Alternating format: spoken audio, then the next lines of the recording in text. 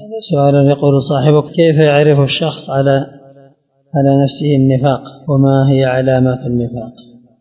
علامات النفاق أن يتصف الإنسان بصفة من صفات المنافقين التي دلت عليه الأدلة، أو من ذلك أنه يظهر خلاف ما يبطن، يظهر خيرا ويبطن ضده. فإذا كان الإنسان يعلم من نفسه ذلك فليتوب إلى الله وليستغفره وليخلص عمله لله، وأن لا يرائي أحدا من الخلق بأعماله، وأن لا يسمع أحدا من الخلق بأقواله، إذ أن المخلوق لا يملك لك ضرا ولا نفعا ولا موتا ولا حياة، فهو مخلوق مثلك، لا يقدم ولا يؤخر، لا يغني ولا يفقر، ولا يعطي ولا يمنع.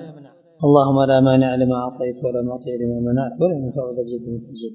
ولا تعلق قلبك به، وإن كان من ذوي الثراء من ذوي المال علق قلبك بالله وأنزل حوائجك به. ولا يعطيك أحد إلا إذا أعطاك الله، إن سخره الله يعطيك. وإن كان لك رزق في جبهة الأسد لن تمت حتى تأخذ ذلك الرزق، أو أجر الله رزقا على يد عدوك سيأتيك ذلك الرزق. ولا نقول أنك تسيء خلقك إلى الناس، لا، أحسن خلقك، لكن علق قلبك بالله، وادعو الله أن يرزقك الصدق والإخلاص، وأن يعافيك من الرياء والسمعة وسائر الأمراض.